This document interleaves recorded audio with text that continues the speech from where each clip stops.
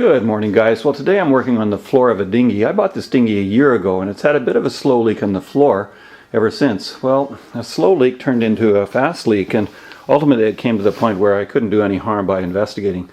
And so I thought it'd be interesting for you to have a look and see how these valves come apart and look after they're removed. So what I noticed when I'd inflate it is that it would inflate fine, and this particular valve seemed to be doing fine, but the whole apparatus seemed to rotate, and the hissing air that came out was coming in this gap. And so let's take this apart and look at it more closely.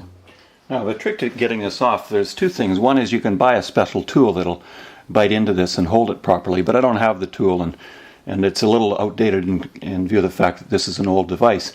In any case, the trick behind this is to hold it from behind. You hold the housing from behind and then you rotate this counterclockwise. And this is how it comes apart. And so you can see here's the valve apparatus here.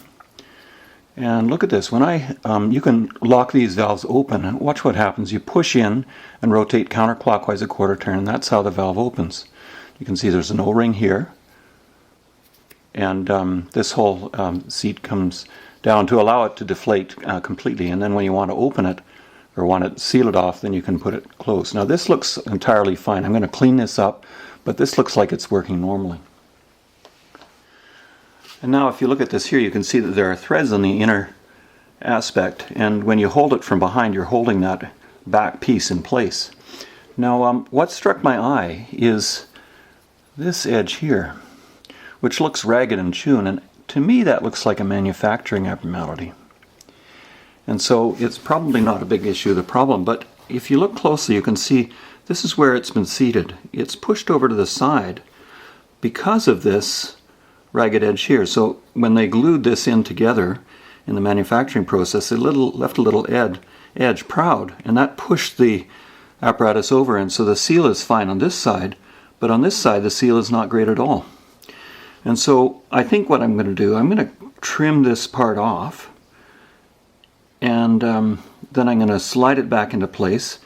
I'm going to clean it all off so there's no dirt. I'll use some silicone spray and paste, and we'll see how it all comes together.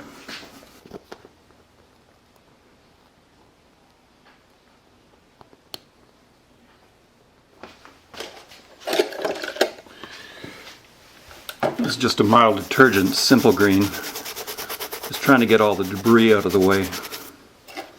Now I'm using silicone paste here, and for the inside it should be fine. For the outside I might use silicone spray just because it's a little thinner and less inclined to attract dirt.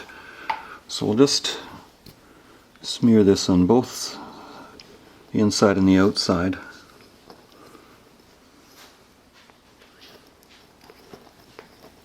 Of course you wouldn't want to use anything like RTV sealant, because you need to get back in here. If it doesn't work, you need to be able to open it up again. So you need a silicone that doesn't seal or dry on something that at the end of the day stays wet forever.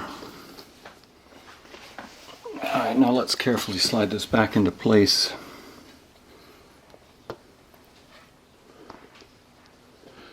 I'm holding it with my right hand from behind.